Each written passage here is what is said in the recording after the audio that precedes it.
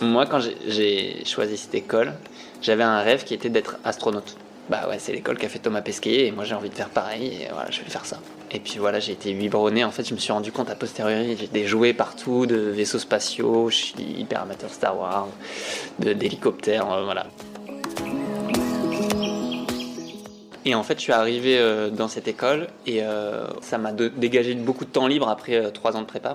Et au bout de 6 mois, je me suis beaucoup renseigné, j'ai rencontré plein de personnes et je me suis pris la bonne grosse claque du constat de la crise écologique et même de l'effondrement. Et du coup, j'ai déconstruit ce rêve-là assez vite en fait. Et j'en suis si heureux. Mais là, cette semaine, c'est un endroit où ça me fait beaucoup de bien aussi, de juste pratiquer, de planter les arbres vraiment, quoi. De planter toutes ces petites plantes et de voir le design, de le dessiner au fur et à mesure sur un carnet, d'y revenir le lendemain, et de comprendre que tu n'avais pas compris ce que tu croyais avoir compris le jour d'avant et tout. Et du coup, ça vient par les mains aussi beaucoup. Okay. Et ça vient intégrer un peu tout ça à différents niveaux. Et moi, je crois vachement à ça, quoi. Corps, cœur, tête, corps, cœur, esprit. Je sors d'une école qui s'appelle l'ISAE Sup Aéro à Toulouse et qui est du coup une école qui se veut généraliste mais qui est quand même très orientée aérospatiale, au sens qu'il y a 70-80% des gens qui sortent de cette école qui bossent dans l'aéronautique ou le spatial, que ce soit opérer des satellites, construire des avions ou lancer des missiles. En plus c'était un peu une galère au niveau administratif, mais je propose le sujet de l'agroforesterie et ils me disent non, en fait on n'a pas de personne pour t'accompagner sur ce projet-là. Donc j'ai dû trouver un référent externe, un formateur qui m'accompagne en permaculture, qui m'accompagne sur ce truc-là. Du coup j'ai fait un mémoire de recherche avec une question de base, mais qu'est-ce que c'est que la syntropie et qu'est-ce qu'on peut attendre de l'agroforesterie syntropique, l'agriculture syntropique. Je pense que c'est ça qui est la plus grosse claque, c'est la place de l'arbre est centrale et quand j'ai des images d'agriculture qui me viennent, dans le monde occidental et dans ce que je connais, il n'y en a pas. C'est pas parce qu'il y a de l'eau qu'il y a des arbres, c'est parce qu'il y a des arbres qu'il y a de l'eau. Et de le voir, de retourner le problème comme ça, c'est assez merveilleux. On cultive l'eau, quoi. Dans un monde idéal, tout le monde passe une journée par semaine avec les mains dans la terre. Ce sont les mots de Nicolas Bourdeau, ingénieur en aéronautique de 26 ans, ayant bifurqué pour s'impliquer dans le mouvement La Bascule, puis pour se passionner pour le vivant et notamment l'agriculture syntropique. Ce qui m'a attiré dans la vision de Nicolas, c'est qu'il part de la situation planétaire de manière très holistique en regardant tout ce qui la dégrade et la rend de moins en moins habitable pour étudier comment l'agroforesterie syntropique permet tout simplement, pour reprendre les mots de Ernst Götsch, de recréer un paradis sur Terre en agissant sur tous les aspects dont Nicolas parle dans son mémoire sur la syntropie. J'ai été impressionnée par la capacité de Nicolas, en seulement 6 mois d'études de la syntropie, à adopter une vision systémique de cette pratique, de cette philosophie, et retranscrire dans son mémoire des informations d'une grande qualité, d'une grande utilité et objectivité. Dans cette première partie, Nicolas nous raconte son histoire, ses premières expériences pratiques en syntropie, sa compréhension de la puissance des forêts pour réharmoniser les cycles de l'eau. Nicolas témoigne aussi des émotions très fortes qu'il vit en lien avec la destruction du vivant et sa manière de les accueillir. Peut-être y trouverez-vous de l'inspiration. Dans la deuxième partie, Nicolas va vous pitcher la syntropie en quelques minutes en intégrant notamment des notions de thermodynamique et nous parler de son envie de planter, une envie plus présente que jamais après cette formation en agriculture syntropique à la ferme du Bosquet. Je vous souhaite une très belle écoute et si vous voulez en savoir plus sur mes projets de podcast pour 2024, je vous invite à écouter l'épisode 83 que j'ai mis en ligne la semaine dernière. À bientôt.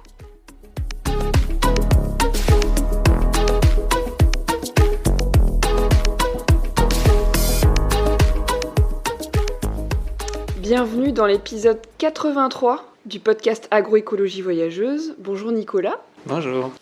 Un ami qui s'appelle Saul m'a parlé de toi. Tu l'avais invité à ta soutenance il me semble. Tu corrigeras s'il y a des erreurs dans ma petite présentation. De ton mémoire de recherche sur l'agriculture syntropique. Et je me suis dit, waouh, un mémoire sur l'agroforesterie syntropique, il n'y en a pas beaucoup. Et moi qui adore explorer toutes les ressources sur les thématiques que j'aime, je me suis mise en tête de te contacter. Jusqu'à ce que je réalise que ça allait se faire naturellement lors d'une formation agroforesterie syntropique en climat tempéré à la ferme du Bosquet, à laquelle tu participes en ce moment et que j'ai organisée. Et en ce moment, on est dans le gîte où certains d'entre nous sont hébergés à côté du poêle avec une petite branche de platane. Et donc, mon intention avec cet épisode, c'est de proposer encore un autre regard après les épisodes avec Anaël, Terry, Grégoire Servant, Pierre Garneau sur l'agroforesterie syntropique, des regards très différents. J'aimerais proposer un regard de quelqu'un qui a épluché le sujet plutôt de manière théorique et en même temps pratique, puisque tu as fait un stage dans une ferme syntropique. Je pense que tu as eu un gros coup de cœur pour la syntropie, donc tu vas nous raconter ça. Alors déjà, pour commencer, j'avais envie de te poser une petite question brise-glace. C'est quand la dernière fois que tu t'es émerveillé ? La dernière fois, celle qui me vient là, c'est de rentrer chez moi, entre guillemets, à côté de Limoges, et d'aller juste ramasser des noix avec ma sœur et son copain. Et ouais, j'avais des bottes qui faisaient du 46, je pense, donc c'est 5 pointures trop grand pour moi, et il pleuvait, et il faisait très froid. Mais juste on se retrouvait, on était contents de se retrouver là, et de glaner des noix sur le terrain de notre grand-père. Et on était tous les trois, on riait, et c'était un moment à la fois d'excitation, de sentir l'abondance qui était là sur un terrain que je connais depuis que je suis gamin, et qu'en fait je connais et que je connais pas en même temps parce que j'avais pas ce regard. Et d'être dans une forme de découverte, de confort et de connexion à ma sœur et à ce qui nous entourait. Trop bien. Et justement, j'ai une autre question que j'avais pas écrite, mais j'ai envie de te la poser quand même. Est-ce que tu te souviens de la première fois que tu as mis les mains dans la terre ? Waouh, non. La réponse est non, je me souviens pas de la première fois. Je me souviens que ma famille dit beaucoup que je creusais beaucoup, plein de trous quand j'étais gamin. Je passais ma vie dehors et je creusais des trous, je faisais des châteaux et je courais partout et je faisais des cabanes, pas mal, cabanes au bout du jardin. Ouais. Et alors, est-ce que tu t'es éloigné un petit peu de cette connexion au vivant que tu avais quand tu étais petit ? Et est-ce que tu peux nous dire un peu qui tu es, d'où tu viens, voilà, en quelques... Enfin, vas-y, la parole est à toi. C'est libre. Merci. Alors, déjà, c'est marrant que tu dis ça se fait naturellement. Parce que moi, il y a un truc je me suis inscrit à cette formation, je me suis désinscrit, je me suis réinscrit, parce que j'ai eu pas mal de doutes. Et le fait que tu me contactes, ça a joué aussi. Donc, tu vois, ce truc d'inter-influence, là, merci aussi.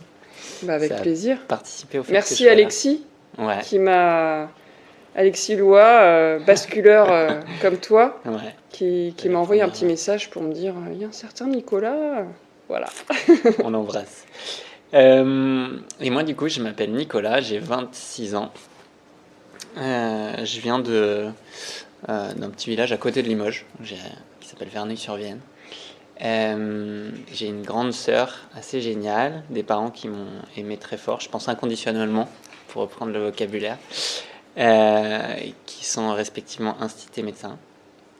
Je pense que ça a beaucoup d'influence sur moi. Et globalement, ça fait 4-5 ans que je suis très activiste militant sur les questions de justice climatique, sociale, démocratique, pas mal, avec un petit peu d'engagement politique sur la fin. Et j'ai fait des études d'ingé et un petit peu de Sciences Po à Paris. Et là, je rentre tout juste d'un voyage de 8 mois où j'ai fait beaucoup de voilier stop, où je pensais aller en Amérique du Sud, c'était un peu l'objectif, et d'aller rencontrer la grande forêt là-bas. Et en fait, le voilier stop m'a amené en Martinique, où j'ai passé pas mal de temps, où j'ai rencontré l'agriculture syntropique. Par hasard ? Un peu par hasard, ouais. Du coup, en cherchant du woofing et tout, j'étais un peu perdu, et je suis tombé sur un bon woofing où Hervé, du coup, parle de syntropie à longueur de journée. Donc j'ai rencontré le sujet à ce moment-là. Ça m'a beaucoup inspiré. Et donc là, je rentre de ce voyage-là et je me questionne un peu sur ce que je vais faire de la suite de ma vie, globalement. Je pense que c'est pas mal pour parler de moi. Et ce que je dis au début de mon mémoire que j'ai écrit sur la synthropie, du coup, c'est que j'aime bien situer ma parole dans le sens où je suis un homme blanc, cisgenre, à date, assez aisé, où je suis un pur produit de la méritocratie française, éducative française, j'ai fait prépa, j'ai fait des grandes écoles. Et en fait, je me rends compte encore plus ces dernières semaines de à quel point c'est marqué dans ma chair en vrai. Et à quel point ça marque mon regard, ça marque mon besoin de produire et de faire, et mon insatiété, ma difficulté à trouver de la satiété dans l'être. Beaucoup de choses.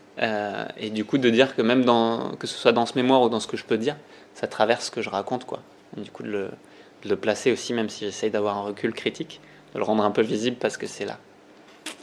Ça va parler à beaucoup de monde, je pense, ce que tu racontes. Enfin, moi, en tout cas, ça me parle. Hein. Je suis ingénieur agronome et pas tout à fait le même pur produit, mais quand même, avec ce besoin d'être productive tous les jours. Et je me questionne tous les jours là-dessus, quoi. Donc, je comprends. Comment tu te sens en ce moment, pendant cette formation? Qu'est-ce que ça génère en toi? Et après, on reviendra sur les débuts de la syntropie, pour toi en tout cas. Dans la formation, je crois qu'il y a un peu d'excitation, il y a de l'enthousiasme de fond qui est en train de monter, je crois. Déjà, il y a du fait de l'esprit de groupe et du groupe de 15-20 personnes en fait, qui est aligné et qui est dans une recherche, sur une même tendance de rechercher un petit gendarme. De rechercher un petit gendarme? Non, il y a un petit gendarme sur la table. Eh oui. Dans cette même recherche de qu'est-ce que c'est que l'agroforesterie syntropique, comment je peux la mettre en œuvre chez moi. Il y a des personnes qui font des herbes aromatiques, d'autres qui a un champ de 200 hectares, qui veut mettre de l'agroforesterie là-dessus. Enfin voilà, des petits bouts de terrain, des personnes qui recherchent des fermes collectives. Donc tout ça, ça fait plein de créativité autour de moi et ça me stimule vachement. Et je pense que ça me permet d'ancrer des apprentissages. Et du coup, je crois que ce qui me vient, c'est un peu une forme de confiance, à la fois une confiance dans le projet de l'agroforesterie syntropique, du fait de voir autant de personnes intéressées par la chose, et du fait de voir, de croiser des personnes assez expertes sur le sujet aussi, que ce soit toi, Pablo, Steven ou Felipe notamment. Mais Lucille et Arafat, par exemple, ils commencent à avoir un regard de la ferme du Bosquet qui nous accueille, assez affûté aussi. Donc la confiance en l'agroforesterie, l'horizon, la vision, confiance dans la capacité des personnes à mettre en œuvre des choses qui soient basculantes, et un peu de confiance en moi aussi, de voir, ça me permet aussi de me situer, de me dire, en fait, tiens, il y a quand même des choses que j'ai intégrées, ça me permet de remettre un peu de cohérence dans tout ça, et de voir la vision des autres personnes, comment elles peuvent la vision des formateurs, ou comment est-ce qu'ils essayent de la transmettre. Et en même temps un peu de confiance tiens, il y a plein de trucs que je connais quand même, et ça fait du bien aussi parce que j'ai souvent du mal à situer entre le petit juge en moi qui dit mais regarde, tu fais tout ça très mal, et en fait il y a plein de choses que j'ai découvert, que j'ai écrit avec pas tant d'incohérence que ça. Yes. Dans mon petit travail, voilà. Ok. Et aujourd'hui tu dirais que la syntropie, tu la connais avec ta tête, ton cœur, tes tripes, tes mains? Tu la connais comment? Un peu de tout ça. Je pense qu'à la base, ça vient du cœur, que j'ai mis beaucoup de tête dessus. Ouais, j'ai lu un peu. C'est plutôt logique, que ça parte du cœur et qu'ensuite ta tête travaille le truc. Il y a ce truc-là d'avoir cet appel des arbres notamment. Beaucoup avec la tête, de voir les interactions et de comprendre qu'est-ce qui se passe pour structurer un sol, l'aérer et faire en sorte pourquoi il stocke de l'eau et pourquoi un autre sol il stocke pas d'eau, ou beaucoup moins, 2 fois, 3 fois, 10 fois moins. Donc il y a tout ça qui est passé par la tête, et il y avait un peu un manque. J'ai un peu pratiqué en Martinique et en Guadeloupe, mais là cette semaine c'est un endroit où ça me fait beaucoup de bien aussi, de juste pratiquer, de planter les arbres vraiment, quoi. De planter toutes ces petites plantes et de voir le design, de le dessiner au fur et à mesure sur un carnet, d'y revenir le lendemain, et de comprendre que tu n'avais pas compris ce que tu croyais avoir compris le jour d'avant et tout. Et du coup, ça vient par les mains aussi beaucoup. Ok. Et ça vient intégrer un peu tout ça à différents niveaux. Et moi, je crois vachement à ça, quoi. Corps, cœur, tête, corps, cœur, esprit. Et d'intégrer à tous les niveaux. Voilà. Et du coup, tu peux nous expliquer ce que tu as fait un petit peu sur cette ferme? Donc en Martinique d'abord, le ARL Saint-Tropique. Ouais, c'est pas vraiment une ferme, le ARL, mais Ok. je peux en parler un petit peu. Moi, je connais pas du tout Mm. cette ARL. Et puis voilà, tu peux nous expliquer un petit peu ce qu'ils font, toi ce que tu as fait aussi. Ouais. Moi, du coup, je suis arrivé en Martinique, je cherche un roofing et je tombe du coup sur une association qui s'appelle les Jardins Partagés de Gaillac. C'est une grosse asso, enfin une belle asso de Martinique, où il y a 3 branches dedans: autonomie de construction, autonomie de santé et autonomie alimentaire. Sur l'autonomie de santé, il travaille beaucoup sur les questions des plantes médicinales et toute la pharmacopée des Antilles qui est hyper riche et qui est un moyen de se passer de l'industrie pharmaceutique beaucoup. Autonomie de santé avec de autonomie de construction, l'éco-construction et tout. Et la partie autonomie alimentaire, globalement, c'est le ARL Saint-Tropique, donc c'est une entreprise qui vient gérer ça. Enfin, qui est rattachée, c'est juste un statut. Et du coup, ils font à la fois du conseil à des agriculteurs pour mettre en place de l'agriculture syntropique sur des parcelles, une pépinière en syntropie aussi. Et voilà, et ils essayent d'avoir un peu une forme d'incarnation, et du coup là ils sont en train de gérer un lieu pour avoir cette représentation aussi et incarnation de ce que c'est que la syntropie. Et du coup, moi je suis arrivé là-dedans, j'ai bossé un petit peu avec Hervé à la pépinière. Du coup, ouais, c'est quelques personnes, quoi. Donc je bosse un peu à la pépinière et je suis allé visiter et donner des coups de main aux quelques agriculteurs qui font ça dans le coin. Ouais, d'aller bosser un peu avec Tug sur son terrain et un peu avec Marc-Anthony. Voilà, qui sont des jeunes agriculteurs qui essayent de faire une transition ou alors de lancer un terrain vraiment là-dessus. De maximum 3 hectares, je crois. Ok. Entre 1 et 3. Marc-Anthony a un peu plus, mais il bosse sur 2,5 au départ. Voilà. Donc de leur donner un peu un coup de main, et en parallèle, en fait, je me suis dit que ça pouvait constituer mon stage de fin d'études d'ingé. C'est à ce moment-là que... Ouais. Mais en fait, donc moi, je sors d'une école qui s'appelle l'ISAE Sup Aéro à Toulouse, et qui est du coup une école qui se veut généraliste, mais qui est quand même très orientée aérospatiale, au sens qu'il y a 70-80% des gens qui sortent de cette école qui bossent dans l'aéronautique ou le spatial, que ce soit opérer des satellites, construire des avions ou lancer des missiles, globalement.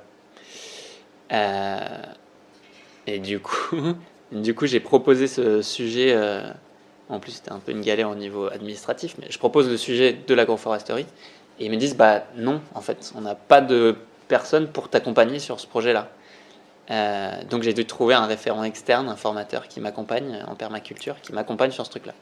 Donc négocier un peu, ils me disent non. Je suis en mode genre, je force ou pas. Et donc j'ai encore négocié un peu là-dessus pour faire en sorte que ça puisse se faire. Donc j'ai fait 3 mois en Martinique. Je suis rentré en transat au milieu. Maintenant, je peux le dire, c'est fini. Et j'ai fini pendant 2 mois où je finissais ma recherche et je finissais l'écriture surtout parce qu'en fait, l'écriture m'a demandé beaucoup de temps. De mon mémoire, où du coup, j'ai fait un mémoire de recherche avec une question de base, mais qu'est-ce que c'est que la syntropie et qu'est-ce qu'on peut attendre de l'agroforesterie syntropique, l'agriculture syntropique.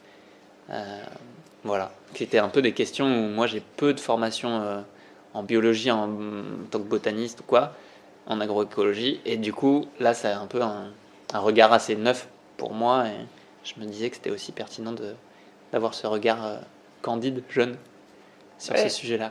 Voilà. Et c'est ça qui m'intéressait aussi dans le fait d'échanger avec toi. Et tu peux juste nous dire pourquoi tu as fait cette école à la base? Ouais, je peux dire ça, ouais. Moi, quand j'ai choisi cette école, j'avais un rêve qui était d'être astronaute. Et que je me suis autorisé à dire à partir du moment où je suis vraiment rentré dans l'école. Je me dis en fait, bah ouais, c'est l'école qu'a fait Thomas Pesquet, et moi j'ai envie de faire pareil, et voilà, je vais faire ça. Et puis voilà, j'ai été biberonné. En fait, je me suis rendu compte a posteriori, j'ai des jouets partout, de vaisseaux spatiaux, je suis hyper amateur Star Wars, d'hélicoptères, voilà, tout ça. Et, en fait, je suis arrivé dans cette école et ça m'a dégagé beaucoup de temps libre après 3 ans de prépa. Moi, j'ai fait 3 ans pour avoir cette école. J'ai vraiment cubé pour ça. C'était vraiment mon rêve. Et au bout de 6 mois, je me suis beaucoup renseigné, j'ai rencontré plein de personnes et je me suis pris la bonne grosse claque du constat de la crise écologique et même de l'effondrement assez vite. Et du coup, j'ai déconstruit ce rêve-là assez vite en fait. Et j'en suis si heureux. Donc au bout de 6 mois, après avoir pris la claque, il s'est trouvé que j'ai eu la chance de pouvoir participer à lancer La Bascule, donc une association voilà, qui voulait agir sur la transition le plus vite possible, et du coup à dire, en fait, à mon école, en fait, soit je pars, soit on négocie mes études, mais je vais aller dans cet asso, et si je peux faire mon cursus en parallèle, c'est cool, sinon j'arrête, quoi. Ça sert à rien d'être ingénieur dans ce monde-là, pour faire des solutions technologiques qui ne servent à rien. C'était un peu ça où j'en étais. Voilà. Donc c'était ça mon rêve, et c'est ça qui s'est passé et qui a un peu fait la bascule pour moi, quoi. Waouh! Donc tu passes de l'incroyablement grand à prendre soin de l'incroyablement proche du sol et petit aussi. Comme Nicolas qui prend sa douche, l'autre Nicolas prend sa douche en ce moment et qui a fait une école de commerce et qui en a déserté aussi, donc, et qui a 26 ans dans 3 jours. Comme quoi, il y en a beaucoup, hein. C'est chouette. Bon, je dis pas qu'il faut déserter, hein. Il faut écouter son cœur et tu l'as fait et c'est super. Je suis allé au bout de ses études d'ailleurs. Ouais, ce qui est chouette, c'est que je trouve que t'es pas parti comme ça. Tu t'es dit, en 10 ans, je veux faire ce mémoire sur la thématique de l'agroforesterie. T'as peut-être un petit peu choqué tes tuteurs ou tes profs ou j'en sais rien, quoi. Ouais. Clairement. Et l'objectif, moi j'avais un objectif très clair en faisant ce mémoire aussi. C'était de montrer qu'il y avait un chemin différent pour les étudiants, les étudiantes qui viennent après, quoi. Il y avait une première grosse étape de ça qui était en 2020 où Covid, avion au sol, et du coup j'ai coordonné et participé à la rédaction d'une tribune des étudiantes et étudiants de l'aéronautique pour appeler à une réduction du trafic aérien. Et du coup ça avait fait une grosse marche, un peu un gros bloc de pression sur les écoles de l'aéro pour dire que la mentalité des étudiantes et des étudiants était en train de changer et qu'il y avait une possibilité de faire de la transition au sein même de ces écoles qui sont pourtant porteuses d'un sujet technologique et d'un sujet d'émissions de gaz à effet de serre notamment. Et du coup là c'était un peu un autre moyen, en faisant ce mémoire, de dire en fait en tant qu'étudiante et étudiant, et d'ailleurs je l'écris au début, en fait c'est possible de négocier son cursus, de faire en sorte de faire ce qu'on veut, même quand il se trouve que ça paraît pas être le sujet dédié, et que même quand on me dit non, on peut négocier pour faire un sujet où oui, je parle d'agroécologie dans une école orientée aérospatiale. Et je pense que j'ai pas checké vraiment, mais je pense que c'est vraiment le premier mémoire qui se fait sur un sujet qui parle d'agronomie même globale dans cette école-là.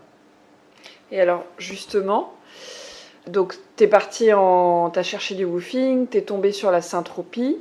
Comment t'as tissé les liens avec ta compréhension du monde, avec les enjeux et ce dont tu parles dans ton mémoire? Est-ce que tu peux nous parler un peu du lien que tu fais entre la syntropie et donc l'agriculture syntropique et cette prise de conscience que tu as eue sur les enjeux globaux? Ouais, mais c'est un truc qui me trottait depuis un moment, c'était de partir en fait, me réancrer dans... Il y a un système Terre qui est en train de toucher à ses limites, et à partir de la conceptualisation et un peu de la compréhension un peu plus profonde du problème, me dire quelles peuvent être les solutions, et s'il y a des solutions proposées, est-ce qu'elles répondent, et est-ce qu'elles répondent de manière systémique. Et du coup, dans le mémoire, c'est un peu la structure qui est faite. C'est de repartir d'une compréhension un peu fine des limites planétaires.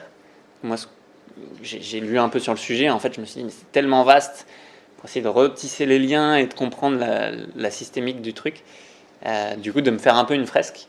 Donc, je tisse les liens et je me pose les limites les unes à côté des autres, en essayant de les classer, en voyant quelles limites sont dépassées ou pas, et de me dire, ok, c'est quoi l'ampleur du problème aujourd'hui, c'est quoi l'ampleur du dépassement des limites du système Terre aujourd'hui, qui fait qu'on est au-delà de ce qui pourrait être un état de la Terre qui est soutenable pour la vie des humains dessus.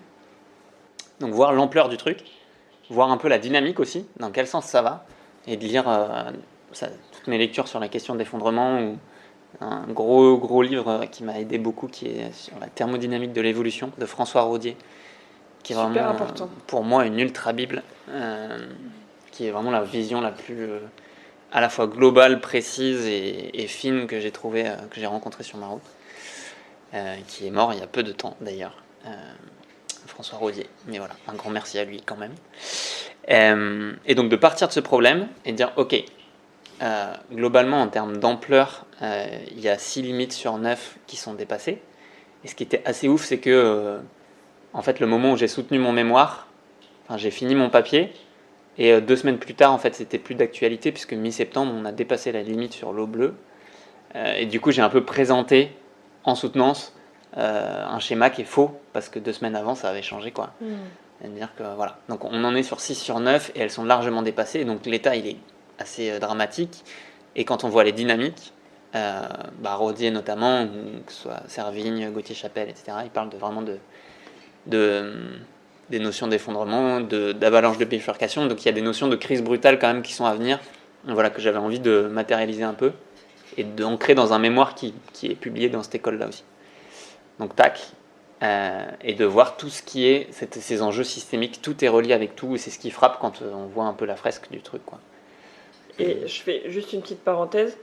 Comment tu te sens, toi Est-ce que tu prends soin de ces émotions peut-être un peu difficiles parfois, quand tu vois ces limites qui sont même plus d'actualité, voilà, la situation paraît s'aggraver. Comment tu prends soin de ces émotions-là ? Est-ce qu'il y a des moments où tu te sens pas bien ? Comment ça se passe pour toi à ce niveau-là ? Ouais, je suis un peu le premier à dire que faut être hyper vigilant avec ça. Notamment, tu vois, ma mère et ma sœur qui voulaient relire le mémoire. Je dis, d'accord, mais on en parle avant et on en parle après. Et on prend le temps d'accueillir ça, parce qu'en vrai, ce que je dis dedans, c'est du costaud. Enfin, moi, c'est voilà. Et en même temps, je sens qu'il y a des endroits où je croyais que j'étais assez solide béton. Et en fait, tu vois, j'ai écrit pendant 1 semaine, j'étais à Lyon, j'ai écrit pendant plusieurs jours. Et j'étais dans le métro et je me suis effondré en pleurant. Je fermais les yeux et j'avais des flashs, des chiffres, des images que j'avais écrit moi-même en plus. Et du coup, de me sentir pas assez solide vis-à-vis de ça. Et heureusement, j'en parle quand même beaucoup avec des amis qui sont là pour me soutenir là-dedans. Et des amis qui ont un même niveau de conscience sur le sujet. Je crois que c'est ça qui est hyper précieux pour moi aussi. Et qui, notamment, je pense à Mailleux aussi, par exemple, qui a lu Rodier et avec qui c'est plus facile de communiquer, du coup, quoi. De dire, en fait, putain, quand je pense à ça, là, je me suis effondré hier et j'ai pas réussi à sortir de mon lit de la matinée. En fait, tac, et de pouvoir rebondir là-dessus. Et c'est ok, ça fait partie d'être humain, tu vois. Clairement. C'est comme ça qu'on est solide aussi, c'est en étant résilient, et le fameux roseau qui courbe ne plie pas. C'est ça. Et là, plus récemment, j'avoue que moi je fais un travail aussi avec de la communication non violente pour essayer d'avoir du soin avec moi-même. Et du travail qui relie aussi, qui m'a beaucoup aidé récemment, qui permet de décentrer à l'échelle du temps long déjà, et puis de décentrer aussi pour se relier à d'autres formes de vie que juste moi, ici, maintenant. Donc ça va chercher d'autres, plus loin. Comme le chat à 3 pattes de Céline, qui nous observe et qui s'appelle Opale. Voilà. Malgré ses accidents, 3 pattes, toujours là. Du coup, dans ton mémoire, tu abordes la situation et tu as eu ce coup de cœur pour la syntropie. Donc j'imagine que ça te donne aussi de l'élan et ça te nourrit de savoir qu'on peut faire confiance aux arbres pour recréer des choses. Ouais.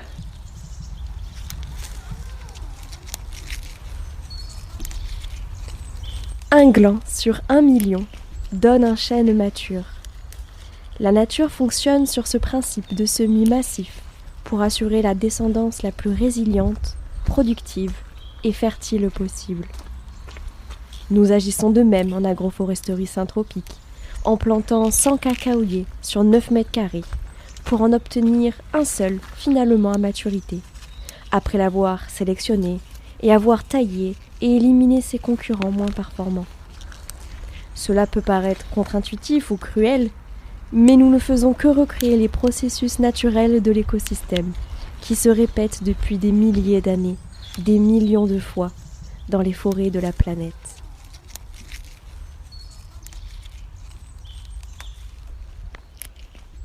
Oui, non, c'est clair que quand j'écrivais, du coup, je fais un peu un tiers de mon mémoire sur cette partie des limites planétaires. Et limites planétaires et compréhension des processus. Parce que du coup, je me suis observé dans un manque de compréhension des processus et notamment des cycles de l'eau, quoi. Et j'avais hâte effectivement d'écrire la partie qui suit, à savoir c'est quoi la syntropie de manière un peu théorique. C'est quoi la syntropie au global? C'est quoi l'agroforesterie syntropique ou comment est-ce qu'on applique un peu des principes ou presque philosophiques dans la réalité? Et puis une dernière partie avec un questionnaire pour des agriculteurs, que des agriculteurs pour le coup, pour 5 agris, avec une 60aine de questions, pour dire comment ça se passe dans la pratique, qu'est-ce qu'ils arrivent à en tirer, est-ce qu'ils arrivent à se rémunérer un peu, comment ça se passe sur des sujets où, encore une fois, moi j'ai un regard nouveau. Au début, tout le monde parle, ouais, j'ai la DGA, machin et tout, et en fait, rien que tous les acronymes, je galérais. Donc voilà, essayer de retracer un peu ce truc de bien ancrer le problème, essayer de comprendre des mécanismes de stockage du carbone, de cycle hydrologique, de construire du sol, de capter et stocker de l'énergie, élargir la vision de l'énergie aussi. On peut passer dessus peut-être, mais pour basculer sur un truc de c'est quoi la syntropie, c'est quoi cette solution proposée à ce problème systémique. Et un problème systémique, on répond par une proposition systémique, donc qui touche à plein de sujets en même temps et qui est bénéfique pour tous ces mini-systèmes à chaque fois, qui sont interdépendants et reliés. Et ensuite, comment ça se passe dans la vraie vie et en pratique? Est-ce qu'ils arrivent à en vivre? Est-ce qu'ils arrivent à se nourrir? Et est-ce que ça marche, quoi? C'était un peu ça la question qu'on m'a posée. J'ai essayé de poser des questions à des amis. On me disait, c'est quoi les questions que vous posez sur le sujet, pour essayer de moi trouver des réponses. Et est-ce qu'à ce stade-là, en écrivant ton mémoire, tu as aussi touché au changement de paradigme en fait, pour faire la syntropie, c'est bien de comprendre comment fonctionnent les plantes et comment fonctionne le vivant, mais c'est aussi notre place à nous, quoi. Ouais. Ça, tu y avais déjà touché. Ça ne suffit pas du tout, ouais, carrément.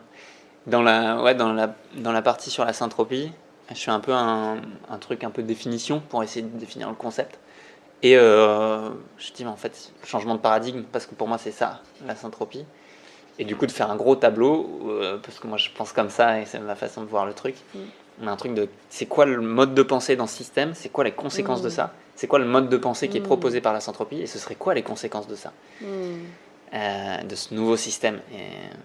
Et du coup, de le répartir sur différentes lignes, à savoir le lien avec la production alimentaire, mais qui passe par qu'est-ce qu'on mange? Parce qu'en fait, ça sert à rien de repenser la production alimentaire si on ne repense pas notre assiette. Et du coup, de dire, bah oui, on est dans un système où on essaye d'étendre les parcelles vers des choses toujours plus grosses, toujours plus intensives, etc. Je ne retrace pas les annuels. Voilà. Des annuels, des trucs avec monostrates, enfin bref, tout ça. Et ça, tirer les conséquences de, en fait, il y a un tiers de la nourriture dans le monde qui est gâchée, et il y a un tiers de la population mondiale qui est en insécurité alimentaire. Ça, c'est le constat d'aujourd'hui. Et du coup, de dire, demain, qu'est-ce qu'on a envie de faire? On a envie d'avoir une production abondante, avec de la nourriture de qualité, vraiment, diversifiée, et du coup de la production directement diversifiée, avec un régime qui est beaucoup moins carné. On ne tue plus, je ne sais plus combien je crois que c'est 1100 milliards d'animaux par an. On diminue fortement ça, on change complètement l'assiette, et on se sert de la syntropie pour abonder dans cette assiette. Voilà, donc typiquement ça c'est la première ligne, mais après ça va sur l'alimentation, le lien qu'on a avec l'énergie, avec l'eau, avec la question du climat et du carbone, et puis la place de l'humain dans tout ça, qui du coup est complètement bouleversée, où en fait il y a la moitié des humains qui vivent dans des villes, et l'ONU dit qu'il y en aura 70% en 2050. Je crois que c'est quelque chose comme ça. De passer de ça, rien que ça, à l'agriculture syntropique, c'est intensif en main-d'œuvre et faut être présent fréquemment sur ces plantations. Et ouais, dans un monde idéal, en fait, tout le monde passe un jour par semaine avec les mains dans la terre. Ça a tellement de belles vertus et tout ça se construit. Mais du coup, effectivement, le changement, il est si grand sur ces 5-6 axes de questionnement et de prendre soin du vivant et de prendre soin des humains et de voir aussi que on passe d'un système où il y a, selon les chiffres, plusieurs agriculteurs qui se suicident par jour à un truc où ils sont connectés au vivant et moi ceux que j'ai rencontrés ça leur fait du bien leur métier et ils aiment ça et le matin tu te lèves et t'es connecté aux arbres et à ce que tu vas aller faire dans ta plantation et c'est assez ouf quoi. Donc de passer ce truc là à un truc dans 2030 il y a la moitié des agriculteurs en France qui vont lâcher leurs parcelles parce qu'ils seront à la retraite et il n'y a personne qui a envie de reprendre ça et c'est ouf quoi. Donc voilà, ce changement de paradigme, il est assez total. Ouais. Est-ce que tu peux nous parler un petit peu plus de ce que tu as, de la claque peut-être, ou en tout cas de ce que tu as compris de l'importance des arbres, peut-être avec éventuellement quelques chiffres, si tu t'en souviens, sinon, parce que je sais qu'il y a beaucoup de chiffres dans ton mémoire qu'on pourra éventuellement mettre en lien quelque part, si tu acceptes de le diffuser. Avec grand plaisir, ouais. Mais qu'est-ce que tu as compris de la place des arbres dans le cycle de l'eau, dans la construction du sol, etc.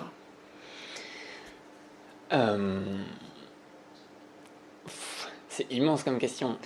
La réponse la plus courte, je pense, c'est qu'elle est centrale.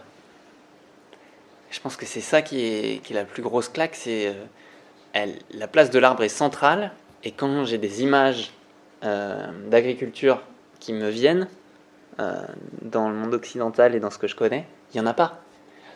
Et du coup, de faire le lien, waouh, il y a un truc que je comprends pas, quoi.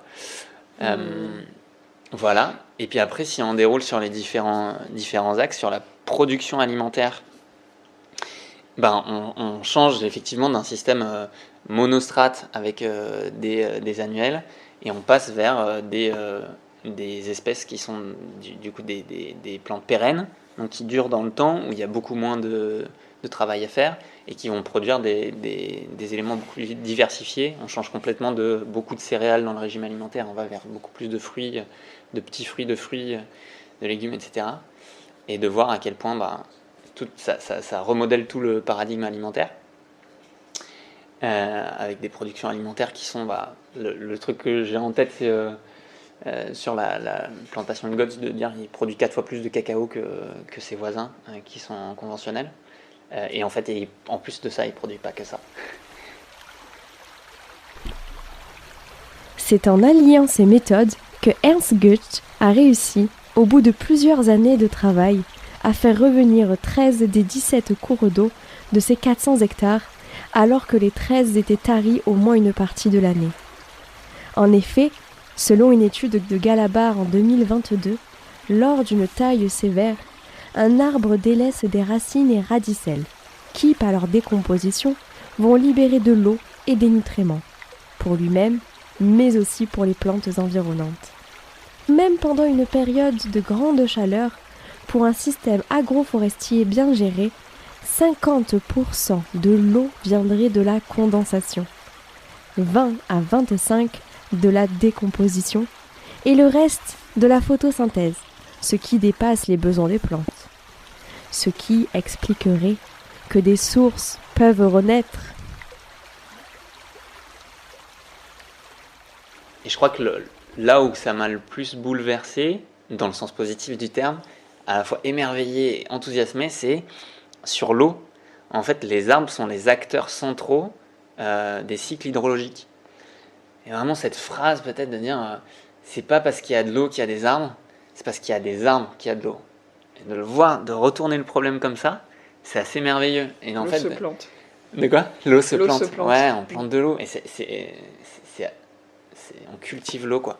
Et de voir que les arbres, en fait, et notamment avec l'exemple en Amérique du Sud, avec Antonio Nobre, les Ríos Voadores, donc les rivières volantes, et le mécanisme de pompe biotique que je détaille un peu aussi, qui a été détaillé par Gorchkov et Makarieva, qui sont des chercheurs-chercheuses russes. de dire en fait les arbres, ils sont acteurs ils créent des nuages avec d'autres mécanismes, ils aspirent de l'air humide au-dessus de la forêt, ils déclenchent les précipitations, ils structurent le sol et ils captent de la condensation et ils ramènent de l'eau au sol, ils structurent le sol pour stocker l'eau et re-remplir les nappes phréatiques. C'est juste hallucinant quoi. Et de dire en fait effectivement les rivières volantes, donc c'est des sortes de fleuves de vapeur d'eau qui passent au-dessus de la forêt amazonienne et qui vont dans le sens inverse de l'Amazone et dont le flux est plus important que celui de l'Amazone. Et ça, c'est créé par les arbres qui aspirent progressivement l'air humide de l'océan au-dessus de l'Amazonie. C'est juste hallucinant, quoi. Et ça donne tellement d'espoir de se dire qu'en fait, waouh, il y a du levier d'action. C'est ça qui est hyper important pour moi quand je me confronte à ces sujets qui peuvent être un peu anxiogènes, voire très anxiogènes. De me dire, en fait, juste c'est un levier d'action de réussir à m'inscrire dans le processus du vivant et de replanter des arbres et de retrouver ce rôle aussi de l'humain là-dedans. De dire, bah, on est des semeurs et des semeuses. Et le fait de replanter et de recréer des forêts, ça participe à reconstruire tous les cycles hydrologiques. Ce truc de, ils permettent d'avoir des nuages au-dessus des forêts, ils déclenchent, ils émettent des composés organiques volatiles pour créer des noyaux de condensation et déclencher la pluie quelques kilomètres plus loin. Et tout ça fait qu'il y a des nuages qui remontent et qui compensent le flux des fleuves, quoi. Et du flux en fleuve. Enfin, juste délirant, quoi. Donc le rôle des arbres là-dessus, assez ouf. Et de la matière organique aussi, dans cette question toujours sur l'eau. Donc là, le chiffre que j'ai en tête, c'est Hervé Covès qui l'évoque. C'est d'augmenter de 1% de matière organique les sols. Ça augmente de 200 mètres cubes par hectare le stockage disponible. Donc les réserves disponibles dans ce sol-là. Et voilà, c'est étayé par Marc-André Solos qui appuie qui explique, et j'ai un peu repris une partie de son interview, où il explique comment cette structure du sol, elle se crée autour de la matière. Avec les amibes. Avec les amibes. Et non, c'est le scoop. Ouais, c'est ça. ça. Pas. Le truc que j'avais jamais vu ce mot avant, quoi. De voir, c'est des vers de terre qui, mais non, parce qu'ils font des trucs d'1 millimètre et nous on fait 10 fois plus petit. Et du coup, ce qui fait ça, c'est les amibes. Et c'est les amibes qui, en se déplaçant, créent de tout petits trous et en mettant un peu de matière organique autour de tout ça, étayent des petits tunnels qui permettent du stockage par capillarité. Ça, c'est un premier acteur. Et il y a un autre gros acteur qui est les arbres et toutes les structures racinaires qui permettent d'avoir un sol qui est aéré, un sol qui stocke l'eau. Et d'avoir ce truc chez Guts aussi qui est frappant. Et il y a beaucoup de communication là-dessus. J'imagine qu'on en a parlé beaucoup. Restaurer les cours d'eau sur son terrain où il y a des cours d'eau qui sont asséchés, maintenant il y en a 13 sur 17 qui coulent toute l'année, quoi. De relancer cette dynamique-là, alors oui, à l'échelle de centaines d'hectares, mais ça veut dire que en plantant des arbres et en travaillant dans le sens du vivant sur des centaines d'hectares, on a une influence sur le microclimat, voire sur des climats, et on peut travailler sur l'eau de manière hyper importante. Donc production alimentaire, stockage de l'eau, forcément une question de séquestration de carbone. Il n'y a pas beaucoup plus évident que reconstruire du sol et avoir des forêts de qualité, parce que aussi ça m'a fait rencontrer le sujet des forêts émettrices de carbone. Et alors là j'étais vraiment le bad absolu de dire en fait la forêt boréale au Canada elle est émettrice nette depuis des années, et de voir que en France la forêt capte 10 fois moins elle capte 2 fois moins qu'il y a 10 ans de carbone. Alors que la stratégie nationale bas carbone en France, elle se base sur une augmentation des captations de carbone par la forêt. Qu'en fait, le Haut Conseil pour le climat alerte en disant en fait, pas du tout, c'est pas ce qu'on voit et c'est pas ce qui se passe. Et ça dépend aussi de ce que tu considères comme forêt. Et ça dépend de ce que tu considères comme forêt, parce que tu as des ravageurs et tout, et que c'est des forêts. Et c'est là où tu vois toute l'importance de l'expertise sur une gestion forestière et sur des questions de plantation syntropique, pour dire en fait on n'est pas là pour recréer des monocultures comme j'étais en Ardèche l'autre fois, des monocultures de pin, c'est aligné, ça rend le sol hyper acide, il y a des ravageurs partout, il n'y a pas de vide dans le sol et ça stocke pas de carbone, et en plus ça crame comme pas deux. C'est pas une forêt. Voilà, c'est pas une forêt en fait. C'est une monoculture. C'est ça. Donc voilà. Et après il y a cette grande question de l'énergie où l'invitation c'est vraiment d'avoir cette... Je crois que ce qui m'a aidé là-dedans, c'est la permaculture. J'avais quand même fait un cours de conception en permaculture donc de 2 semaines. il y a 1 an. Et là, je suis toujours en train de lire le livre, je crois que ça fait 1 an que je le lis, le livre de Holmgren, Permaculture, je sais plus, des principes de conception et tout. Où voilà, il clarifie aussi élargir cette vision de l'énergie qu'on a. C'est pas juste un kilowattheure sur une facture électrique, c'est pas juste des calories dans des aliments. De dire qu'en fait, oui, ça peut être la structure d'un sol, ça peut être l'organisation humaine condense une forme d'énergie aussi.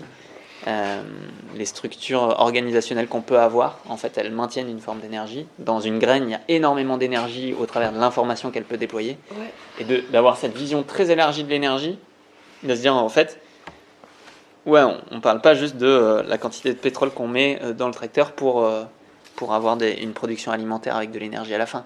C'est beaucoup plus large que ça, quoi. De augmenter le stockage le taux de matière organique dans les sols, en fait, c'est une forme de stockage d'énergie.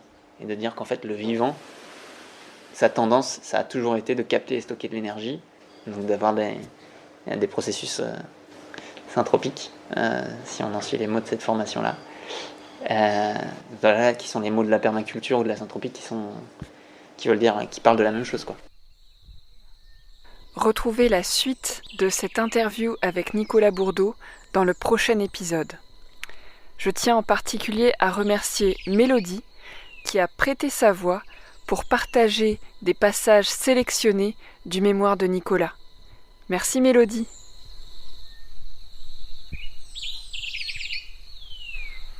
Alors, comment vous sentez-vous après avoir écouté cet épisode ? Je vous invite à prendre juste un petit moment pour ressentir ce qui se passe à l'intérieur de vous. Si vous souhaitez m'encourager à continuer à développer mon travail, vous pouvez me soutenir sur mon Tipeee Agroécologie Voyageuse. Une autre manière de me soutenir est de mettre 5 étoiles sur votre plateforme d'écoute et laisser un petit commentaire. Vous pouvez aussi partager cet épisode à 3 personnes qui pourraient être intéressées par ce sujet et suivre le podcast Agroécologie Voyageuse sur Instagram. Si vous souhaitez être tenu informé de la sortie des prochains épisodes, je vous invite à vous inscrire à ma lettre d'inspiration agroécologique, le mycélien. Tous les liens sont dans la description du podcast. Prenez bien soin de vous et surtout, n'oubliez pas, ne soyez pas expert, soyez vers de terre.